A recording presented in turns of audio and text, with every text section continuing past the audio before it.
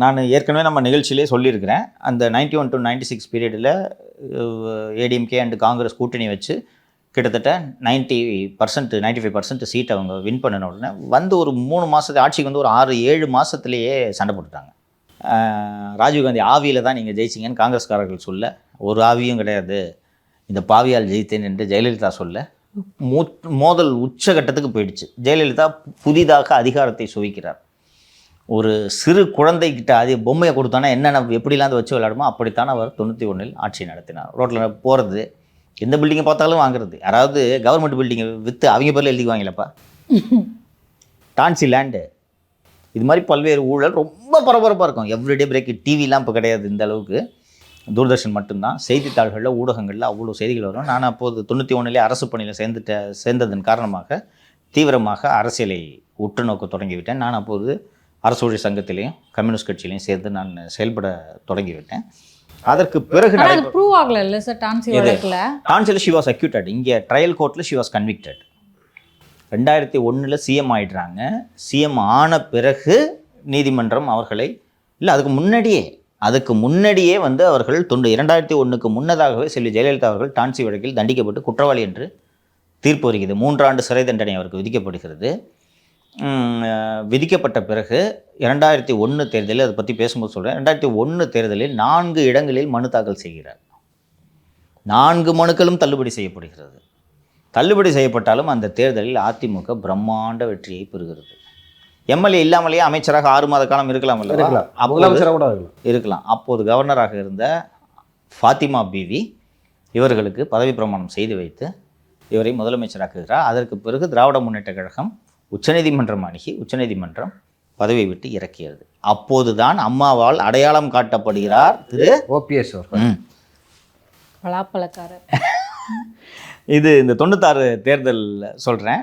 96 தேர்தலில் இன்றைக்கி ஜென்ரேஷனுக்கு பலருக்கு ஞாபகம் இருக்காது. அந்த ரஜினிகாந்த் அப்போ தான் பாப்புலர் ஆகிறாரு. பாட்ஷா திரைப்படத்தோட 100வது நாள் விழா நடைபெறுகிறது.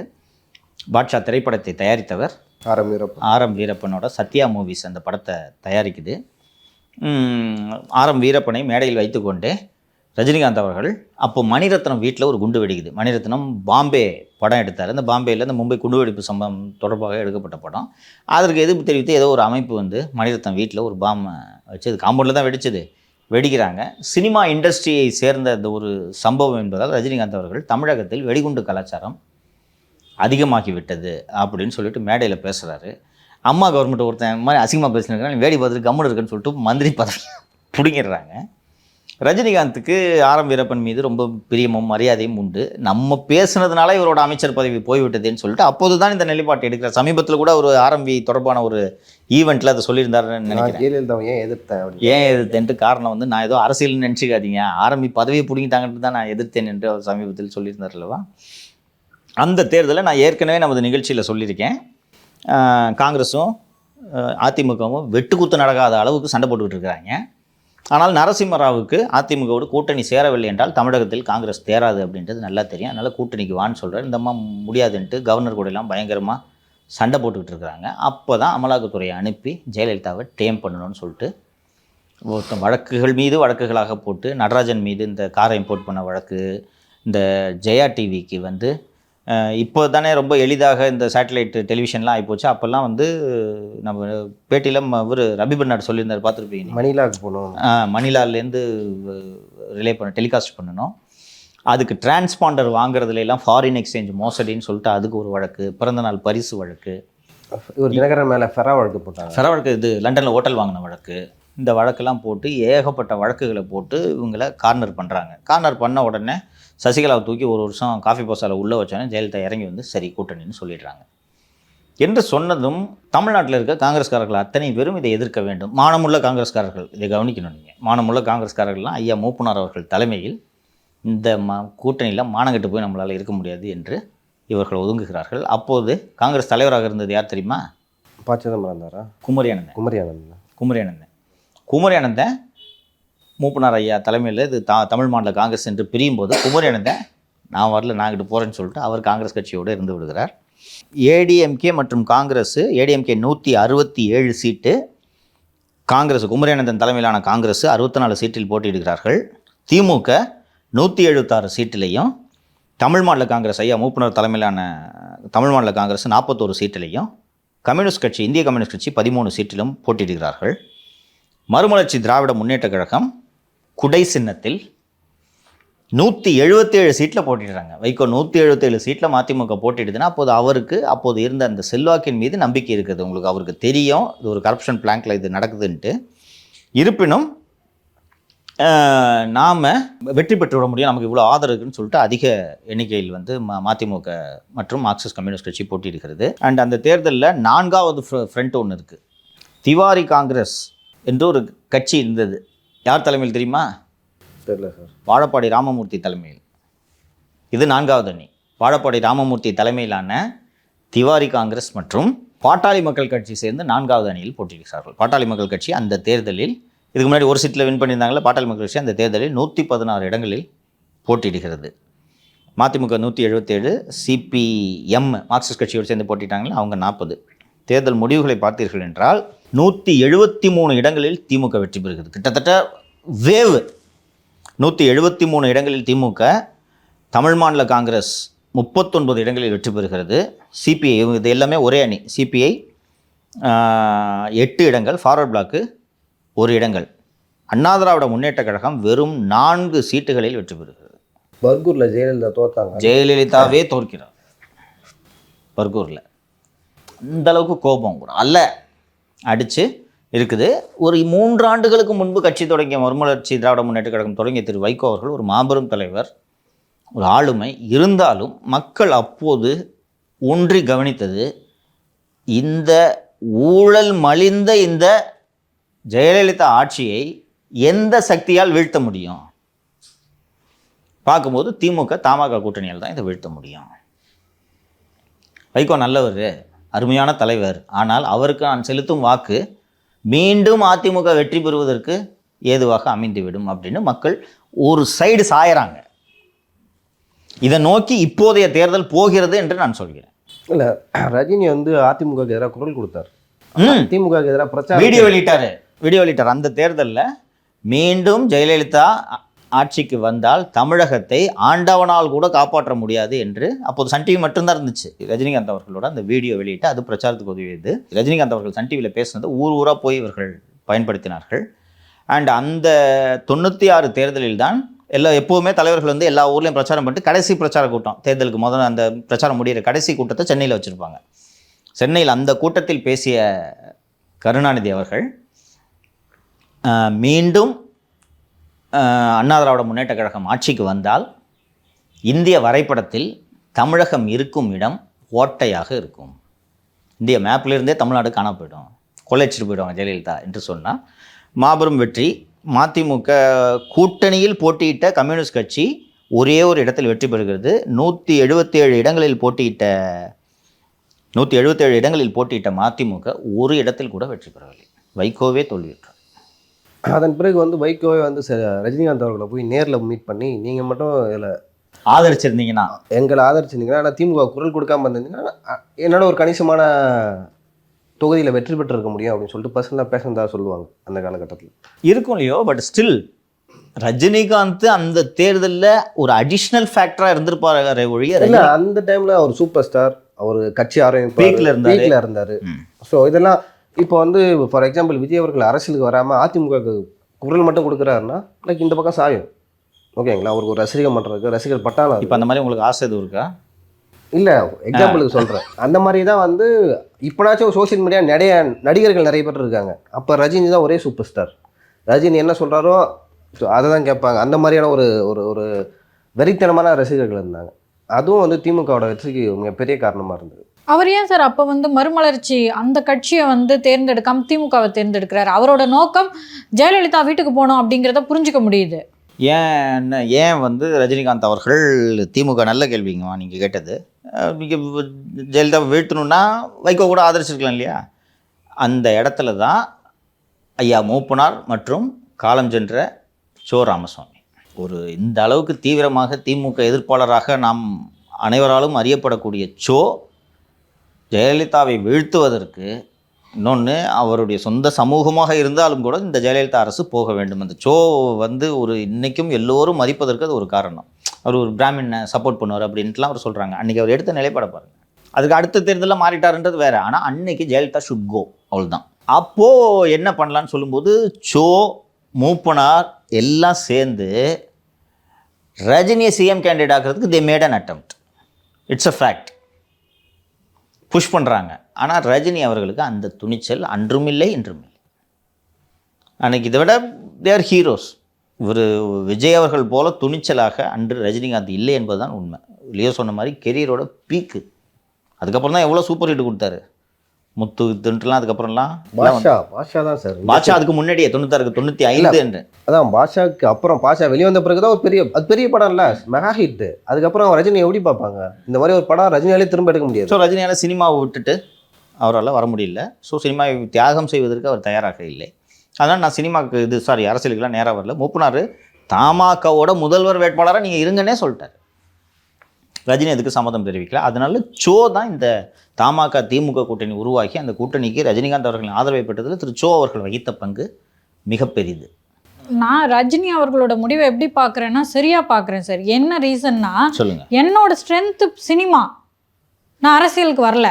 அது மக்களுக்கான ஒரு நல்ல மக்களோட நற்பணியில் அது ஒன்று. ஸோ அப்படி இருக்கும்போது சினிமா என் ஸ்ட்ரென்த்து நான் அங்கேயே இருந்துடுறேன்னு எடுத்த முடிவு சரியோன்னு தோணுது சார். யோர் ரைட் மாலதி, அப்படி தானே இருக்கணும். அப்புறம் இதுக்கு தூத்துக்குடியில் துப்பாக்கி சூடு நடந்தப்போ அங்கே போய் பார்க்கறது, போராட்டத்தில் ஏதாவது ஒரு ஃபோர்ஸ் பண்ணியிருக்கோன்னு நினைக்கிறேன். உங்களுக்கு கொஞ்சம் எஸ்கேப் ஆகிறதுக்கான அந்த வழிகளை தேடிட்டு அளவுக்கு உறுதி இல்லாமல் இருக்கிறீங்க. வர முடியாது, அவள் தான் சொல்லிட்டு போங்க. யாரோ சொல்கிறாங்கன்னு கட்சி ஆரம்பிச்சு உங்கள் பேர் என்ன, அர்ஜுனமூர்த்தி தாங்க என் கட்சி நிர்வாகி. இதெல்லாம் உங்களை யார் பண்ண சொன்னது? கோமாளித்தனமா தெரியல உங்களுக்கு இது? ஸோ எந்த இடத்துல வழுக்குனாருன்னு தெரியல நம்மளுக்கு. விஜய் எடுத்துக்கிட்டீங்கன்னா விஜய் நான் பாராட்டுறேன். இன்றைக்கி அரசியலில் குழப்பமான முடிவு எடுக்கிறான்றது வேறு. ஆனால் சினிமாவை விடுறேன், அரசியலுக்கு வர்றேன், இப்படி எடுங்க. சரி தப்புன்றது பின்னாடி பார்த்துக்கலாம். இந்த மாதிரி ரெசல்யூட்டாக இருக்க ஆட்கள் தான் லீடராக வர முடியும். புரிஞ்சுக்குங்க. நீங்கள் அரசியல்லையும் ஒரு கால் வச்சுக்கிட்டு சினிமாலையும் ஒரு கால் வச்சுக்கிட்டு இது சரியாக வராதுன்றது புரிஞ்சுட்டு எனக்கு இதுக்கு லாஸ்ட் படங்க நான் வர்றேங்க.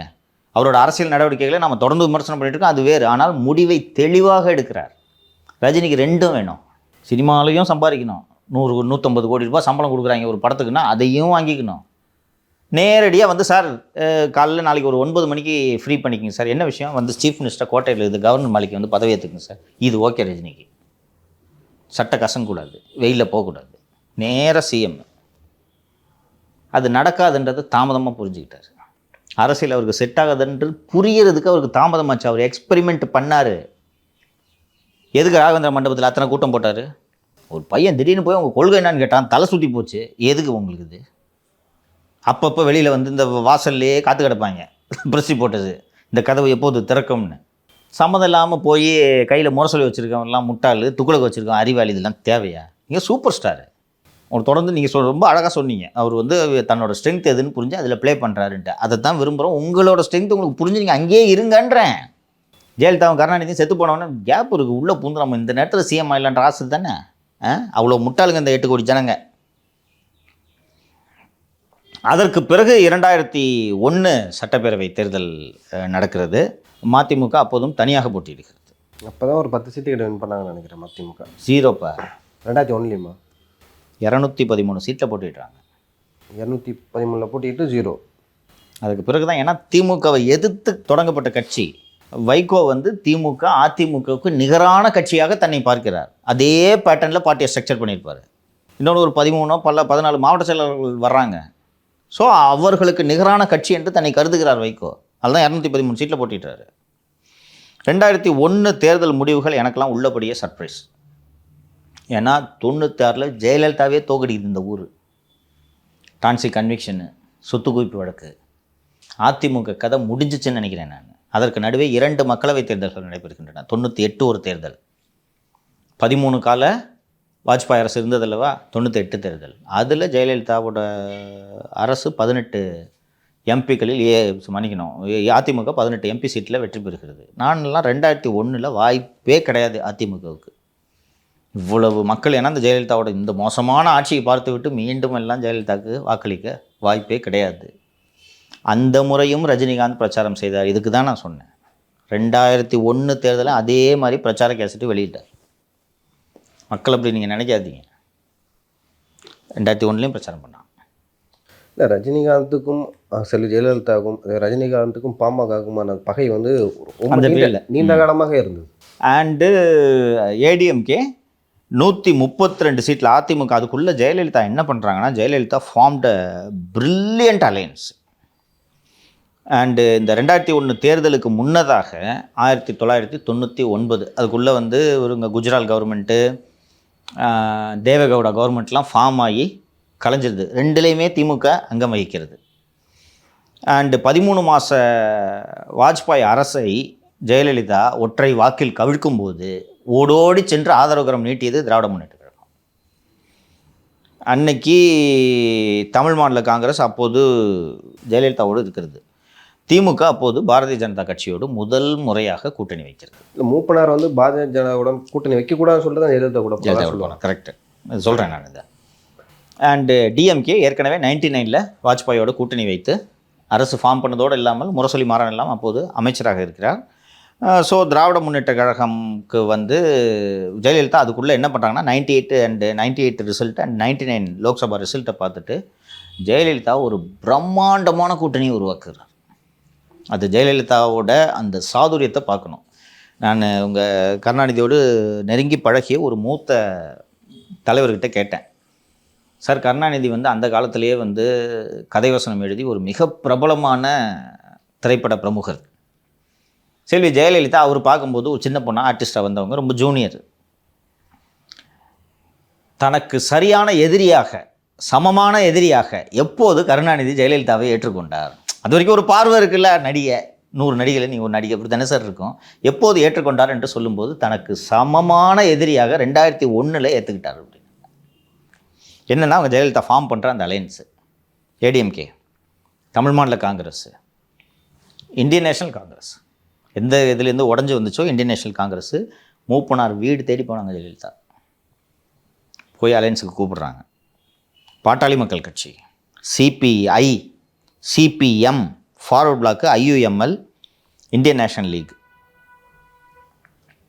தமிழக இவர் ஜான் பாண்டியனோட கட்சி, கிட்டத்தட்ட ஒரு 10 கட்சிகளை கூட்டணி சேர்க்கிறார். இந்த பொலிட்டிக்கல் மூவ்னா எப்படி பண்ணணுன்றதை பார்க்கணும்.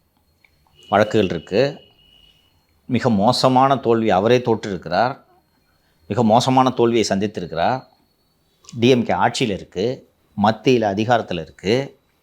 இந்த நேரத்தில் நம்ம என்ன செய்யணும்னு சொன்னோன்னா ஒவ்வொரு கட்சியாக சேர்க்குறாங்க ஜெயலலிதா. நாம் ஜெயிச்சே ஆகணும், கேஸ்லேருந்து தப்பிக்கிறதுனா ஜெயிச்சாகணும்.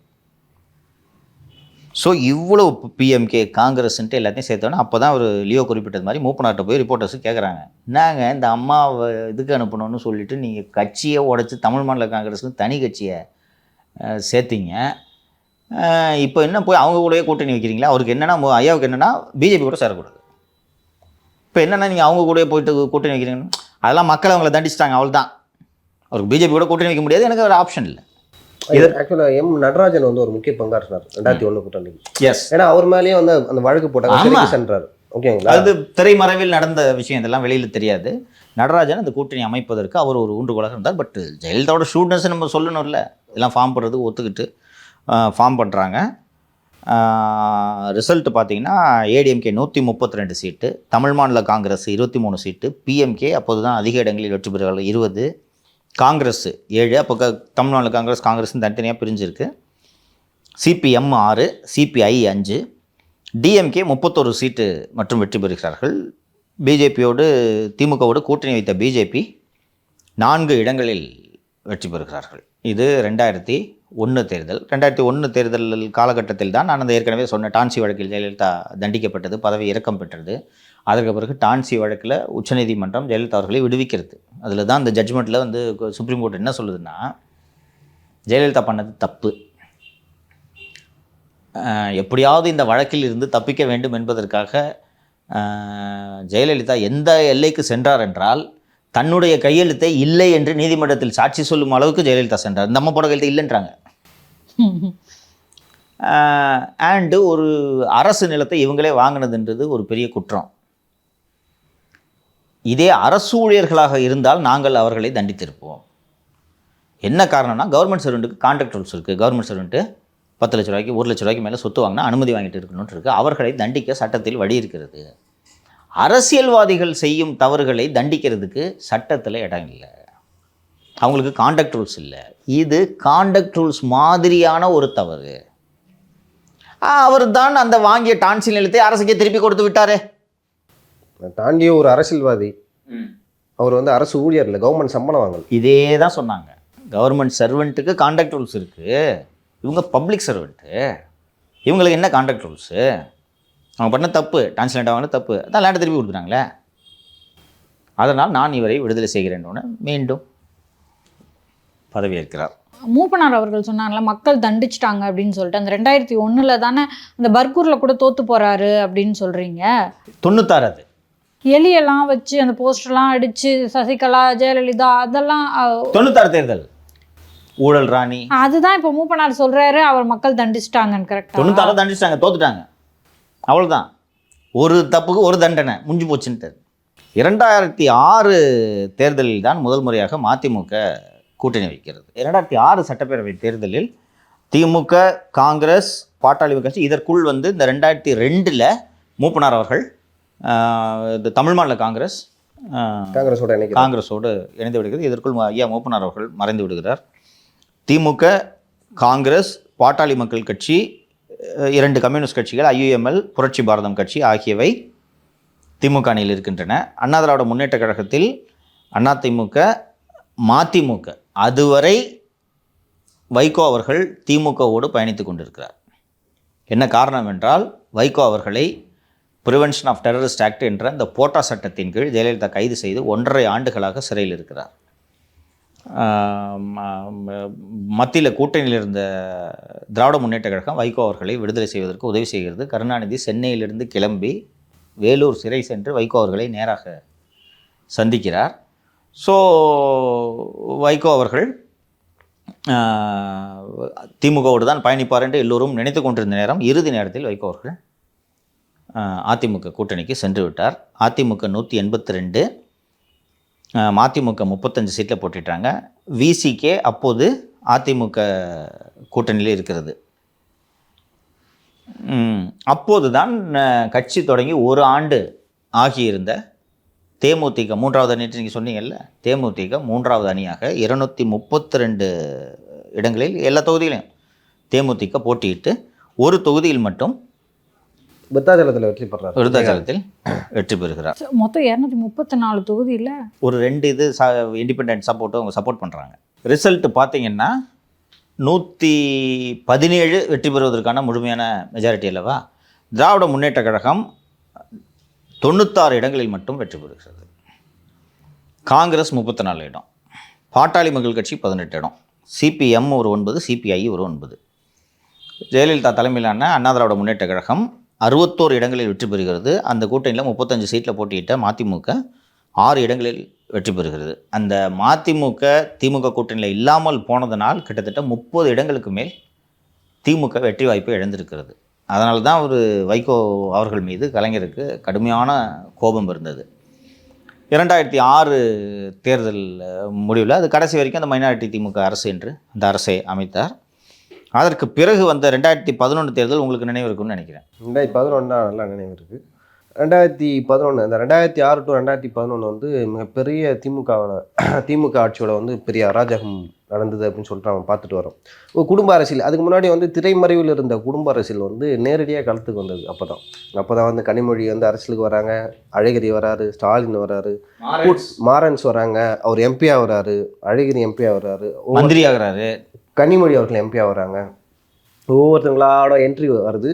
அந்த 2006 to 2011 2G மிகப்பெரிய பங்காற்றியது. அதே போல் இலங்கை தமிழர்கள் ஈழப்போர் வந்து ஒரு முக்கிய பங்காற்றியது. ஸோ இதெல்லாம் தான் வந்து ஒரு மிகப்பெரிய தாக்கத்தை சமூகத்தில் ஏற்படுத்தியது. செல்வி ஜெயலலிதா அவர்கள் வச்ச ஒரே முழக்கம் குடும்ப அரசியல் அப்படின்னாங்க. நான் வந்து தனியாக இருக்கேன், எனக்கு யார் பிள்ளைங்க கூட இல்லை, கல்யாணம் ஆகல, குடும்பம் இல்லை, எனக்கு தமிழ்நாடு தான் குடும்பம் அப்படின்னு சொல்லிட்டு செல்வி ஜெயலலிதா அவர்கள் வந்து இது பிரச்சாரம் செய்தார்கள். அங்கே பாருங்கள் ஒரு குடும்பமே ஆட்சியில் இருக்குது அப்படின்னு சொல்லிட்டு திமுகவை எந்த அளவுக்கு டேமேஜ் பண்ண முடியுமோ அந்த அளவுக்கு பண்ணாங்க. அது காலத்தில் வந்து மிகப்பெரிய அளவில் ஈடுபட்டது. 2011 நீங்கள் எப்பயுமே சொல்லுவீங்களா, அந்த கொடிசியாவில் வந்து ஒரு மாநாடு போட்டாங்க, அதுக்கு வந்த கூட்டம் வந்து மிகப்பெரிய அளவில் வந்து அது that set the tone for 2011 elections. ADMK 160 இடங்களில் போட்டியிடுகிறது, தேமுதிக 41. அதிமுக அணியில் தேமுதிக, அதிமுக போக 2 இடதுசாரி கட்சிகள், மனிதநேய மக்கள் கட்சி, புதிய தமிழகம், ஃபார்வர்ட் பிளாக், குடியரசு கட்சின்னு ஒன்று இருக்கும், சேக்கு தமிழரசன் போட்டி. கரெக்ட் சேக்கு தமிழரசன் கட்சி இது இருக்குது, சமத்துவ மக்கள் கட்சி இப்போது அது தேசிய கட்சியில் ஐக்கியமாகிவிட்டது, மூவேந்தர் முன்னேற்ற கழகம், கொங்கு நாடு பேரவை, தனியரசு போட்டியிடுகிறார். திமுக அணின்னு பார்த்தீங்கன்னா இப்போது நான் சொல்கிறேன், திமுக அணி ஆக்சுவலி 2011 அந்த தேர்தலில் நான் எப்படியும் வந்து திமுக தான் வெற்றி போகிறேன் அப்படி எதிர்பார்த்தேன். எனக்கு பெருசாக அப்போ அரசியல் தெரியாது, கிரவுண்ட் ரியாலிட்டியும் தெரியாது. அப்போ வந்து விஜயகாந்த் வடிவேலுங்க ஏதோ பிரச்சனை, வடிவேல் அவர்கள் வந்து மிகப்பெரிய அளவில் பிரச்சாரம் செய்தார். விஜயகாந்த் அவர் வந்து அதிமுகவை பற்றி எதுவுமே பேசலை, விஜயகாந்த் எதிராக பேசினார். அதே போல் திமுக கூட்டணியில் வந்து காங்கிரஸ் இருந்தார்கள், அதே போல் பாமக, விசிகா, கம்யூனிஸ்ட். பாமக ஒரு அணி, கம்யூனிஸ்ட் இல்லைப்பா, கம்யூனிஸ்டில் வந்து ஏதோ ஒரு கம்யூனிஸ்ட் இருந்தாங்க. இல்லை ரெண்டுமே இல்லை. ஓகே, மற்ற சிறு சிறு இஸ்லாமிய இயக்கங்கள், கொங்கு நாடு மக்கள் கட்சி, இது பெரிய அலையன்ஸ். அது பார்த்தா சின்ன அலையன்ஸு, ஓகேங்களா. ஒரு கலைஞர் நடுவில் உட்காந்து பாரு, ஒரு பக்கம் திருமாவளவன், இன்னொரு பக்கம் வந்து ஐயா ராமதாஸ் அப்படின்னு சொல்லிட்டு, அப்பா இவங்க தான் வின் பண்ண போகிறாங்கன்னு ஒரு மாய தோற்றத்தில் வந்து ஊடகத்தில் உருவாக்குனாங்க. அதெல்லாம் வந்து தேர்தல் முடிவில் வந்து அப்படியே தலைகீழாக திரும்பிடுச்சு. என்னடா இது இப்படி தோத்துட்டாரு கலைஞர் அப்படின்னு நான் யோசித்தேன். அது வந்து எனக்கு அப்போ புரியல. அப்புறம் கொஞ்சம் தள்ளி வந்து கொஞ்சம் அரசியல் என்ன அப்படின்னு கற்றுக்க ஆரம்பிக்கும்போது தான் புரிஞ்சுது. அந்த தேர்தலில் வந்து ரஜினிகாந்த் வந்து சொல்லி ஜெயலலிதாவுக்கு எப்போ ஆதரவாக மாறினார்னு ஒரு விஷயம் இருக்குல்ல. அப்போ அவர் ஓட்டு போட போவார், கேமராவை தூக்கி கட்டினாங்கல்ல, அப்போ வந்து இரட்டை இலைக்கு வந்து வாக்களிக்கிறது வந்து தெரிஞ்சது. என்னதான் வந்து பிரச்சனை, அந்த பிரச்சனை வந்து அப்போ வந்து நான் கெஸ் பண்ணேன். அப்போ வந்து 2 பேருக்கு உள்ள பிரச்சனை முடிஞ்சிருச்சு. ரஜினிகாந்த் அவர்கள் வந்து அதிமுகவை எதிர்த்து பிரச்சாரம் செஞ்சார், வீடியோ வெளியிட்டார், அவங்களுக்கு எதிராக பேசினார். அப்படிப்பட்ட ரஜினிகாந்த் அவர்களே சில ஜெயலலிதா பக்கம் போயிருக்காருன்னா அப்போ இவங்க ஆட்சி எப்படி வந்திருக்கும் அப்படின்னு சொல்லிட்டு மக்கள் வந்து நினச்சாங்க. அது எனக்கெல்லாம் ஃப்ரெஷ்ஷாக ஞாபகம் இருக்குது. 2008 தான் நான் அரெஸ்ட் ஆகிறேன், கிரைம் பிரான்ச் ஏரியாவில் கைது செய்யப்படுகிறேன், அரசு பணியிலிருந்து இடைநீக்கம் செய்யப்படுகிறேன். அதற்கு பிறகுதான் சவுக்கு சங்கராக மாறுகிறார், எழுத தொடங்குகிறேன். அதுக்கப்புறம் தான் இந்த 2011 தேர்தல் நடக்குது. 2Gலாம் வந்து அந்த தேர்தலில் ஒரு பெரிய ரோல் ப்ளே பண்ணுச்சு. 2G மற்றும் ஈழப்போர் ஒரு பெரிய ரோலை ப்ளே பண்ணுச்சு. ஏடிஎம்கே 150 சீட்டில் வின் பண்ணுது. போட்டியிட்ட 41 இடங்களில் தேமுதிக 29 இடங்களில், சிபிஎம் 10, சிபிஐ 9, அண்டு திமுக கூட்டணியில் பார்த்துக்கிட்டிங்கன்னா திமுக வெறும் 23 இடம், 29 இடத்த பெற்றதுனால தேமுதிக எதிர்கட்சி ஆயிட்டாங்க. காங்கிரஸ் 4 இடமோ 5 இடம். இப்பதான் சினிமாவெல்லாம் கையில வச்சிருந்தாங்கன்ற குற்றச்சாட்டு எல்லாமே இந்த வேடு தான்மா. இந்த ஒரு தமிழகத்தின் இருண்ட காலமாக இதுல மின்வெட்டுத்துறை அமைச்சர்னா அப்ப வீராசாமி வாலி பாட்டுல இருந்தான்ல, மின்வெட்டு நாளில் மின்சாரம் போல வந்தாயேன்னு ரொம்ப அழகா சொன்னார் பாருங்க. அதுதான் அந்த வார்த்தை வந்து மக்கள்கிட்ட அப்படியே அந்த மக்களோட அந்த லெக்சிகான்ல போய் உட்கார்ந்துருச்சு. மின்வெட்டுறது நார்மல் ஆயிடுச்சு. ஞாபகம் இருக்கு சார், எங்க பார்த்தாலும் இருட்டு, 1 மணி நேரம் 2 மணி நேரம். தொழில் நசிஞ்சு போச்சுமா. அந்த ஐஸ் ஃபேக்டரி வச்சிருக்கவன்லாம் எவ்வளோ ஜென்ரேட்டர் ஓட்டுவான் யோசிச்சு பாருங்க. தறி போச்சு எல்லாம். மின்சாரம் இல்லைன்னா அப்புறம் என்ன பண்ணுவீங்க? அது மாதிரி ஆச்சு. அண்டு திமுக 23 இடம் தான், காங்கிரஸ் 5, பிஎம்கே 3, விடுதலை சிறுத்தைகள் மற்ற கட்சிகள்லாம் எதுவும் வின் பண்ணல. 2016 தேர்தல் ஒரு மிக முக்கியமான, உண்மையாலுமே ஒரு தேர்ட் ஃப்ரண்ட் தான் அதாவது சொல்லுவோம். மற்றவங்களாம் வந்து விஜயகாந்த் தனியாக வந்தார், வைகோ தனியாக வந்தார், அப்படின்லாம் எம்ஜிஆர் தனியாக நின்னார் அப்படின்னு தான் சொல்லுவாங்க. இந்த 2016 தேர்தல் தான் வந்து ஒரு 4 நாம் அதை 2016 தேர்தலில் 26 தேர்தலோடு ஒப்பிடலாமா? அல்ல, ஒப்பிட முடியாது சார், ஒப்பிட முடியாது. 3வது அணி இன்னும் ஃபீல்டு கிளியர் ஆகல சார். அமைஞ்சா விஜய் வந்து அதிகார பகிர்வுலாம் சொல்றாரு. அமைந்தால் விஜய் தனியாக நின்னா சொல்றீங்களா? விஜய் தனியாக நின்று திமுக கூட்டணி கட்சியிலேருந்து ஒரு 2 கட்சி போகுது சார். அதுக்கெல்லாம் வாய்ப்பே இல்லைங்க சார். Just discussion. அது ஒரு மக்கள் நல கூட்டணி, அது கொஞ்சம் மக்கள் நல கூட்டணி ப்ளஸ்ன்னு சொல்லலாம். ஆமாம் 2.0. ஏன்னா சார் இப்போ வரைக்கும் திருமாவளவன் அவர்கள் வந்து விமர்சனம் தான் தொடர்ந்து ஸ்ட்ராங்காக விமர்சனம் பண்ணிகிட்டே இருக்காரு சார். எங்கேயுமே அவர் அமைதியான மாதிரி தெரில. அதனால தான் நான் சொல்கிறேன், இப்போ வரைக்கும் அமைதியான மாதிரி தெரில. திமுக வந்து 176 இடங்களில் போட்டியிடுகிறது. திமுக, காங்கிரஸ், IUML, மனிதநேய மக்கள் கட்சி, புதிய தமிழகம் போன்ற ஒரு சிறு கட்சிகள் மற்றும் ஒரு அணி. அண்டு கூட்டணி கட்சிகளே, அதாவது நம்ம நிச்சயமாக வெற்றி பெறுவோம் அப்படின்ட்டு ஒரு அப்போ தான் வந்து நமக்கு நாமே அந்த திட்டம்லாம் பண்ணி ஒரு ஃபுல் கான்ஃபிடென்ஸில் இருக்காங்க. அண்டு அவங்க எடுத்த சர்வேலாம் வந்து நிச்சயமாக நாம் ஜெயிச்சிருவோம் என்று சொல்கிறார்கள். அரசியலில் என்னவெல்லாம் நடக்கும் என்பதை இப்போது இருக்கக்கூடிய தலைவர்கள், குறிப்பாக விஜய் அவர்கள் எல்லாம் புரிந்து கொள்ள வேண்டும். புதன்கிழமை அன்று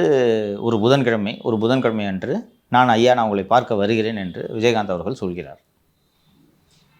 கலைஞர் புதன்கிழமை மாலை செய்தியாளர்களை சந்திக்கும்போது பழம் நழுவி பாலில் விழுந்து விட்டது என்று பேட்டியளிக்கிறார். புதன்கிழமை வரல, என்னையா காணான்ட்ருக்கார், இருங்க தலைவரை பேசலான்ட்டு ஒரு இந்தியா சிமெண்ட்ஸு குழுமம், மாறன் சகோதரர்கள் இவர்களெல்லாம் விஜயகாந்த் கிட்ட தொடர் பேச்சுவார்த்தை நடத்தி கொண்டிருக்கிறார்கள். ஜெயலலிதாவுக்கு அதுக்குள்ளே தான் கட்சியை போட்டு உடச்சி துவம்சம் பண்ணிட்டாங்க. எம்எல்ஏலாம் ஒருத்தராக உருவி களி பண்ணிட்டாங்க. விஜயகாந்த் இந்த பக்கம் வந்தால் திமுக வச்சு பாருங்க, ஜெயலலிதாவுக்கு தெரியும், நன்றாக தெரியும். ஸோ ஜெயலலிதாவுக்கு ஒரே ஒரு விஷயந்தான், திமுகவுக்கு விஜயகாந்த் போகக்கூடாது. சரி, எங்கே போகணும், எக்கேடு கட்டாவது போட்டோம், எனக்கு என்ன வந்துச்சு, திமுக அன்றைக்கி போகக்கூடாது. அதுக்கு தேவையான வேலைகளை செய்தார். அண்டு புதன்கிழமை விஜயகாந்த் வருவார்னு எதிர்பார்த்துட்ருக்காரு. வெள்ளிக்கிழமை என்ன காரணம் சொல்கிறாரு, வெள்ளிக்கிழமை இந்த மாதிரி ஒரு கூட்டம் இருக்குது தலைவரே, அது முடிச்சுட்டு நான் உங்களை பார்க்க வரேன்ட்டு விஜயகாந்த் அவர்கள் கலைஞரிடம் சொல்கிறார். வெள்ளிக்கிழமை அந்த OMCயில் தான் அந்த கூட்டம் நடந்துச்சுன்னு நினைக்கிறேன். நீங்கள் சொல்லுங்கள், நான் கிங் மேக்கராக இருக்கணுமா கிங்காக இருக்கணுமா அப்படின்னு கேட்குறாரு. அவர் தொண்டர்கள் எப்படி கற்றுவாங்க, கிங்குன்னு, சரி கிங்கு விடு, கூட்டணியாக கிடையாது. அண்டு இப்போது இருக்கக்கூடிய திரு விஜய் போலவே விஜயகாந்த் அவர்களை நம்பி மக்கள் நல கூட்டணி என்ற கூட்டணி உருவாகிறது. தேமுதிக, மதிமுக, தமிழ் மாநில காங்கிரஸ், 2 கம்யூனிஸ்ட் கட்சிகள், விடுதலை சிறுத்தைகள் கட்சி. பாமக அந்த தேர்தலில் வந்து தனித்து போட்டிக்கிறது, மாற்றம் முன்னேற்றம் மேங்கோமணி என்று போட்டியிடுகிறது. அண்டு ரொம்ப ஒரு இன்ட்ரெஸ்டிங்கான தேர்தலாக இருந்துச்சு. இது 3வது அணி. அந்த இன்னும் ஒரு லியோ அவர்கள் சொல்லுவது போல் உண்மையான 3வது அணின்னு அதுதான் போட்டிடுறாங்க. சார் அது வந்து சார் ஜெயலலிதா அவர்கள் மட்டும் காரணம் இல்லை, திமுகலையே வந்து விஜயகாந்த் அந்த பேச்சுவார்த்தைகளில் சிக்கல் ஏற்பட்டுருச்சு. அதாவது ரொம்ப ஸ்ட்ராங்காக இருந்தாங்க கலைஞர் அவர்கள், விஜயகாந்தை நம்ம கூட்டணிக்குள்ளே கொண்டு வந்துடணும் அப்படின்னு. ஆனால் அவரை சுற்றி இருக்கிறவங்க வந்து ஸ்ட்ராங்காக பேச்சுவார்த்தை நடத்தலை. ஏதோ அதாவது காசு கேட்பாங்க இல்லையா செலவுக்கு, அந்த பேரத்தில் வந்து அடிப்பணியலை. அதனால அவர் வந்து வெளியே போயிட்டாரு. ஸோ அந்த கலைஞர் அவர்களோட கூட இருந்தவங்க சரியாக பேரம் நடத்தல. வாட் எவர் இட் இஸ், நீங்கள் எல்லாத்தையும் சேர்த்து தான் பண்ணணும். இப்போ பேரத்தை சரியாக பேசுகிறவனா கூட வச்சுக்கணும். நீங்கள் 50 ரூபா கொடுக்குறீங்கன்னா எது தரப்பு 100 ரூபா கொடுக்காம பார்த்துக்கணும். நீங்கள் ஜெயலலிதா இருந்தால் அதானே பண்ணுவாங்க. எவ்வளோ பார்த்துறாங்க, 50 ரூபா, இந்த 150 ரூபா இப்படி போ முடிஞ்சா. ஸோ தமிழகத்தில் ஒரு 3வது அணி என்றால் நமக்கு நினைவுக்கு தெரிந்த இந்த வரலாற்றில் 3வது அணி என்று ஒரு அணி அமைந்து போட்டிட்டது அந்த தேர்தலில் தான். 1.5% 2%லேயோ தான் ஏடிஎம்கே அடிக்குதுன்னு நினைக்கிறேன், டிஎம்கேவை இல்லையா. ஆனால் 8% கிட்ட மக்கள் நல கூட்டணி வாங்கினாங்க. இவர் அன்புமணி ராமதாஸ் 5% 6% வாக்குகள் எடுத்தார். ஸோ அவர் வந்து அவர் நின்னார்ல எம்எல்ஏ அங்கே கூட வின் பண்ணல. அப்போ மாற்றம் முன்னேற்றம் அன்புமணி அந்த கேம்பெயினை நடத்தது நம்ம ஜான் ஆரோக்கியராஜ் அவர்கள் தான். தற்போது விஜயிடம் பணியாற்றி கொண்டிருக்கும் ஜான் ஆரோக்கியராஜ் தான் ஜான் ஆரோக்கியசாமி தான் மாற்றம் முன்னேற்றம் அந்த கேம்பெயினை ஃபுல்லாக டிசைன் பண்ணி ரன் பண்ணது மிஸ்டர் ஜான் ஆரோக்கியசாமி அவர்கள் தான். அண்டு ஏடிஎம்கே 234 தொகுதிகளிலும் இரட்டை இலையை போட்டியிட வைத்தது. அதுக்கு பிறகு தானேப்பா சொன்னாங்க கண்ணு கட்டிய தூரம் ஒரே எதிரிகளே இல்லைன்ட்டு. இல்லை, அந்த தேர்தலே சொன்னாங்க. எனக்கு உண்மையிலே வந்து கிட்டத்தட்ட வந்து அப்போது அரசியலை கணித்தவர்கள்லாம் என்னாச்சு இந்த அம்மாவுக்கு இப்படி தான் பார்த்தாங்க, ஏதாவது பண்ணுவாங்களா, இப்படி போய் கூட்டணியே இல்லாமல் எப்படி முடியும். ஆனால் அந்த கட்சியோட செல்வாக்கு அதுதான். கரெக்டாக சிம்பிள் தான். சிம்பிள் தான். அண்டு 40.88 41% ஏடிஎம்கே தனியாக போட்டிட்டு இப்போது அந்த அதிமுகவோட பலம் என்னன்றது அதில் தெரிஞ்சிருச்சு இல்லை. வேறு எந்த கட்சியும் இந்த வாக்கு சதவீதத்துக்கு இப்போ ஒரு 2-3 சின்ன கட்சி சேர்த்துருந்தீங்கன்னு வச்சுங்களேன், அந்த 42 எங்களது ஒரு 4 இருக்குன்ட்டு நீங்கள் உருட்டிக்கலாம். 234 தொகுதியில் ரெட்டலை 40.88% ஏடிஎம்கே வாங்குது. காங்கிரஸு, முஸ்லீம் லீக்கு, புதிய தமிழகம் இவங்களோடலாம் கூட்டணி வச்சு பர்சன்டேஜ் டிஃப்ரென்ஸை பார்ப்பா. இந்த எல்லா கட்சிகளோட கூட்டணியும் சேர்த்து திமுக 39.85, அதிமுக 40.88, 1%. அந்த 1%ல் தான் ஜெயலலிதாவின் அரசியல் சாணக்கியத்தனம் அடங்கியிருந்தது. மக்கள் நல கூட்டணி எவ்வளோ சொல்லு? 6.1. 6.1. எத்தனை கட்சி பாருங்க? தேமுதிக, மதிமுக, சிபிஐ, சிபிஎம், விசிகே. இத்தனைக்கும் அந்த தலைவர்கள்லாம் ஜெல்லாகி நல்லா இருந்தாங்க. காலைல வாக்கிங் போவாங்க, ஒரே டிஷர்ட் போடுவாங்க, அதை ஃபோட்டோ எடுத்து போடுவாங்க. ரொம்ப தமாசா இருக்கும். Nobody expected Jayalalithaa to win. Nobody expected. தாண்டி சென்னையில் வந்து 2011 தேர்தல் எடுத்திங்கன்னா சென்னையில் வந்து எனக்கு தெரிஞ்சு திமுக 1 இல்லை 2 தொகுதியில் தான் வெற்றி பெறுது.